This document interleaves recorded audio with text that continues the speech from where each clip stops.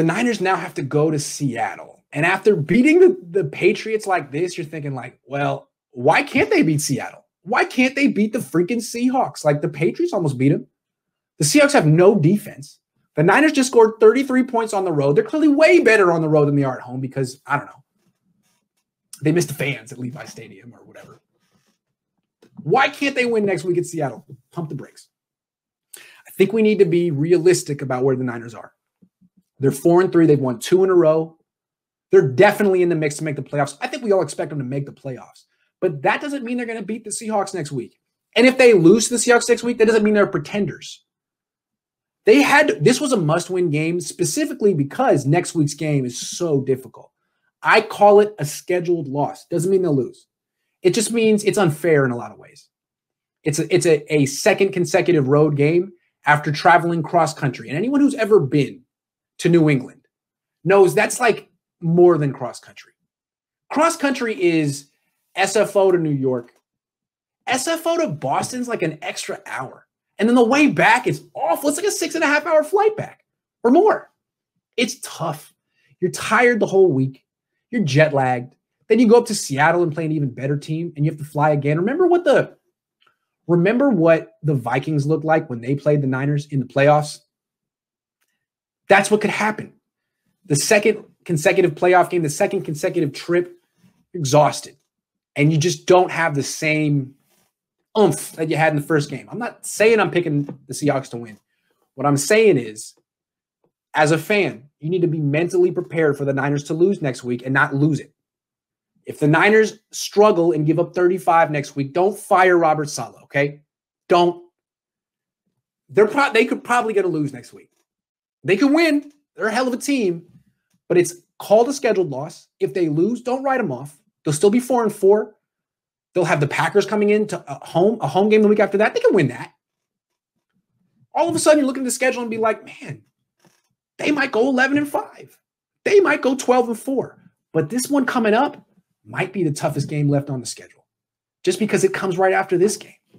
And I'm not always right on these things, but I'm from experience. The Niners did this before, and I covered it. In 2012, they went to New England, scored a ton of points, let the Patriots come back, but they were playing Brady, not Newton. Still won. It was such a huge win for the Niners. Remember, that was the game Jim Harbaugh afterward had some poetic lines. I was there. He said, it's sort of like growing up next to a train station. You hear the train. The more you hear it, the less you hear it. Same thing with big pressure games. The more you're in the pressure games, the less you feel the pressure. That was pretty good stuff from Jim Harbaugh. That was that game. They beat the Patriots, 2012. After that game, you're thinking, Niners are going to just waltz to a Super Bowl victory. Next week, blown out in Seattle. Blown out in Seattle by a team that was not as good as the Niners. That was 2012. The Seahawks weren't quite there yet. The Niners went to the Super Bowl that year. The Seahawks got knocked off. So the Niners got blown out by an inferior team. Why? Because the scheduled loss. So again, it doesn't mean they're going to lose next week, but get ready. It's going to be the toughest task the Niners have had all season. And if the Niners find a way to pull it off, they just might win the Super Bowl.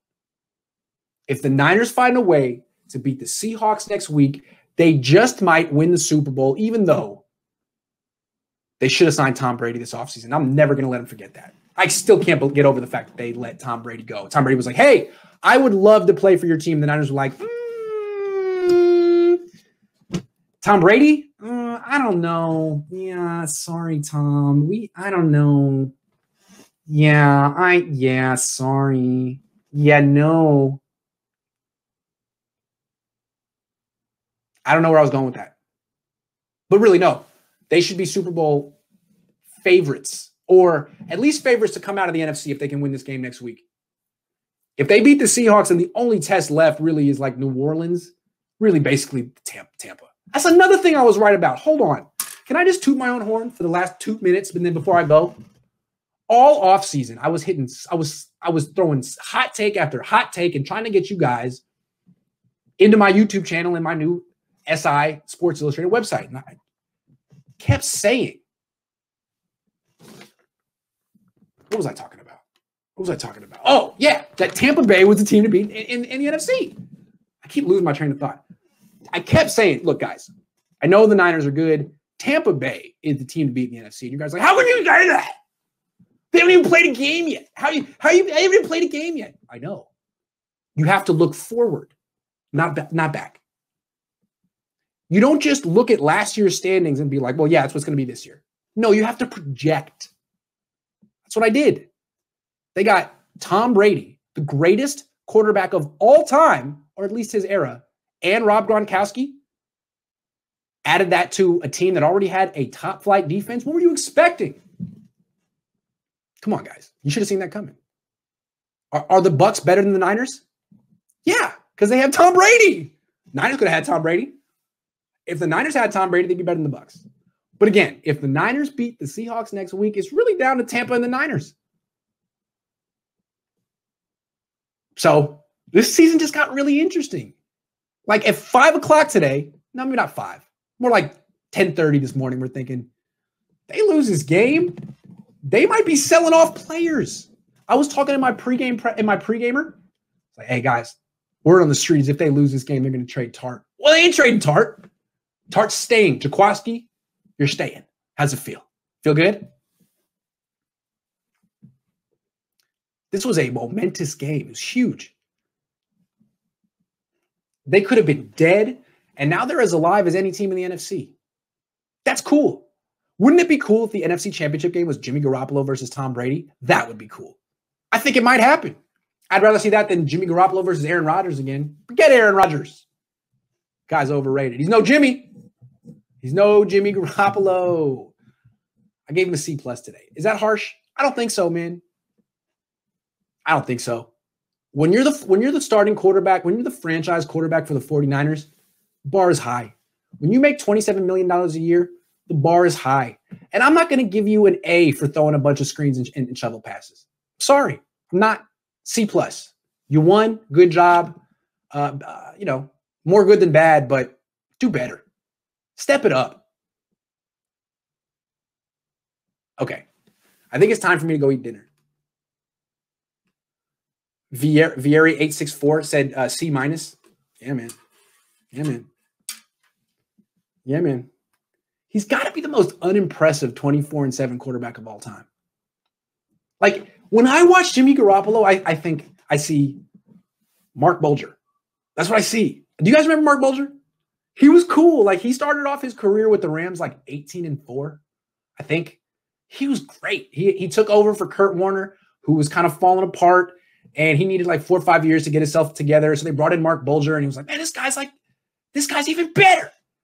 And it was like, he didn't have a great skill set. He was kind of small, but he was aggressive, and he had a good coach, and eventually it all fell apart. So when I watch Jimmy, I see Mark Bulger, and I kind of always am like waiting for like the Cinderella moment. Like, okay, clock struck midnight. His lack of physical tools are finally going to catch up with him, and he's going to stop being the most lucky quarterback of all time. But hasn't happened yet. Hasn't happened yet. No matter what he does, he basically finds a way to win. Got to give it up to him. That's a skill. Until he stops doing it, it's a skill. And Mark Bulger lost the skill pretty quick. He had confidence, then he didn't. He was good, then he wasn't. Jimmy hasn't gotten there yet. Every time it looks like his career's on life support, he's back, baby.